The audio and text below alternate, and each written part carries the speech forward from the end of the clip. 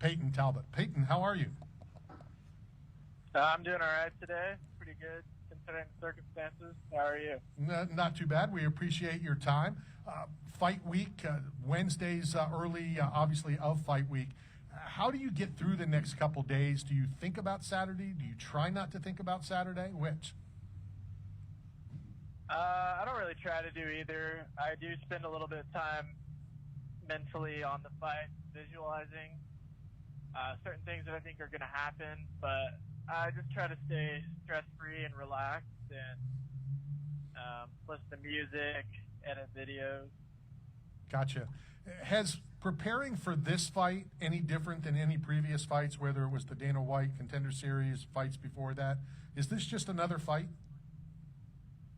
Yeah, it's just another fight at the end of the day. I think I'm getting more comfortable with it, so there's been less nerves, and I haven't really felt much towards the fight. That's the only difference. That's interesting because a lot of fighters, tell me that it doesn't matter how many fights, there's still nerves. There's still, you're still going to get in a fist fight. Yeah, I think I'll feel nerves on Saturday morning, but right now I'm just worried about eating.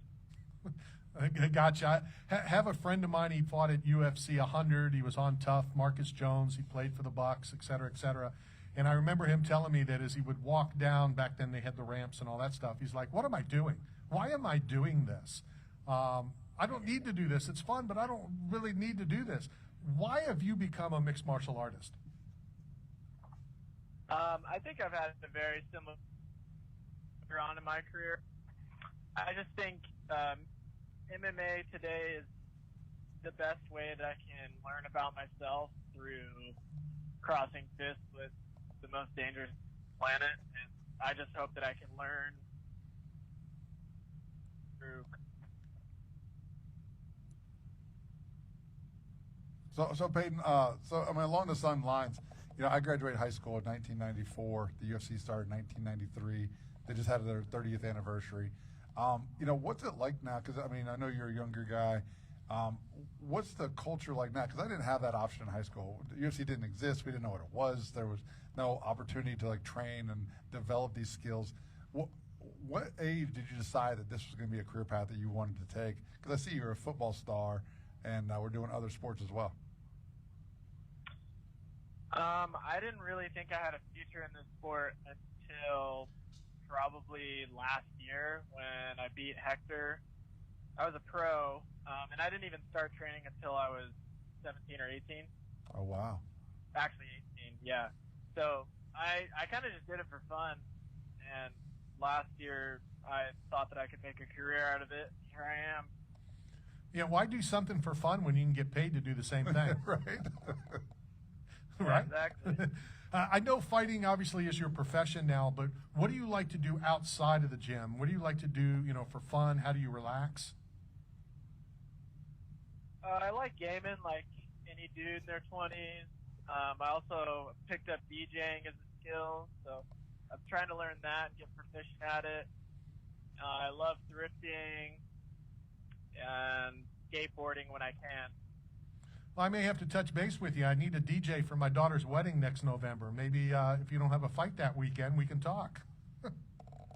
Yeah, if you guys like trance and techno, hit me up. Well, honestly, it's not a matter of what I like. It's what my daughter and my soon-to-be son-in-law likes. But yeah, we can run that by him.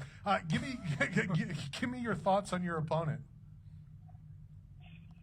I think it's a classic wrestler versus striker matchup, and I think as the fight goes on, our skills are going to dichotomize between striking and wrestling, but I think I'm going to surprise a couple people on what I bring to the table.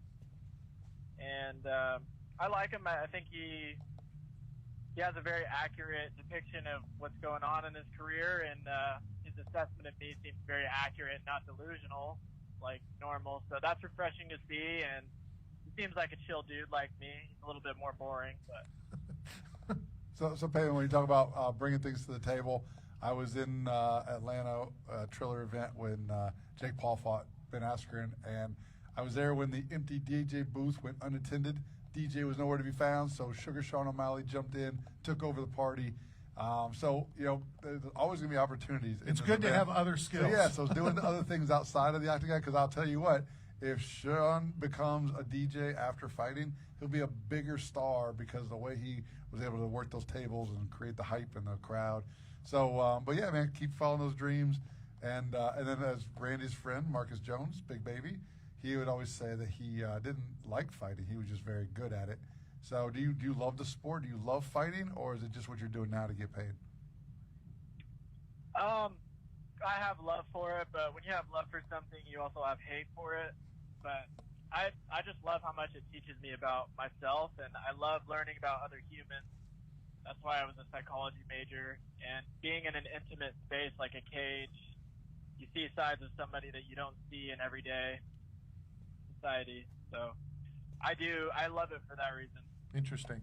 What's the craziest, strangest thing that's either happened to you or involving you in the middle of a fight? Typically, I say, a professional MMA fight, but any fight.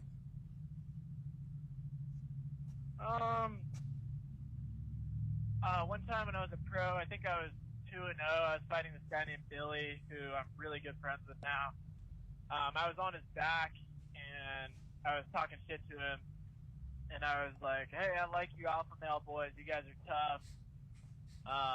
And I knew he was a bartender somehow before this. And I was like, we should go get a drink sometime. Then I hit him a couple times. And he was like, yeah, I like you too, dog.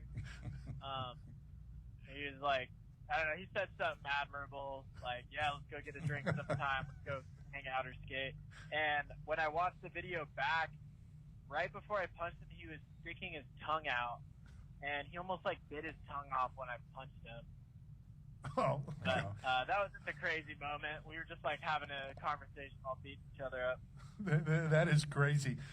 During a fight, you're having a conversation with a fighter, but how much can you hear, coach-wise, fans-wise, and if you can and you pay attention to it, what's the most amount of woos you hear during a fight? The most amount of woos? Yeah, the Ric Flair woo. You can't go to an MMA fight. We were just in New York, and I think we counted about 300 of them when we ran out of time.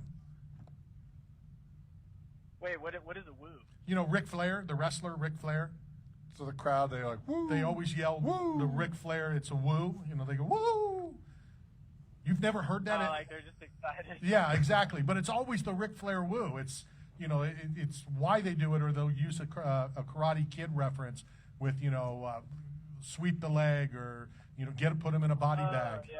So Payton, while we were in New York this past weekend for 295, I actually told one of the other media guys sitting next to me that Randy invented the woo, that he brought it to the UFC because of Ric Flair.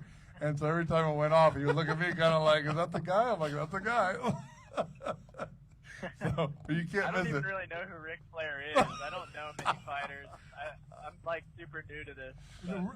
Ric Flair is a professional wrestler, a WWE legend, arguably, and Matt and I argue about this all the time, the greatest wrestler, scripted wrestler, of all time. So I'll get you some DVDs. We'll catch you up on some old-time WWE and How's he going to play it?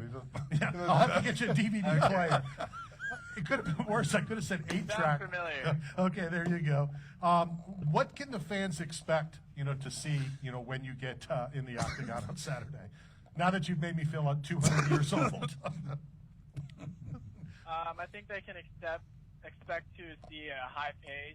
My opponent has said that he's prepared for 15 minutes of hell, so I know he's taking me serious, and I'm always prepared for 15 minutes of hell, so I'm going to try to drag us to super deep waters and swim just a little bit faster than him.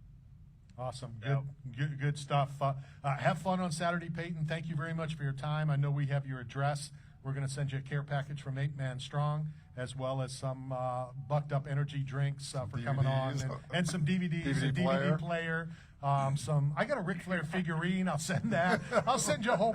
My wife will be so happy that I'm going to send you a lot of stuff out of the studio.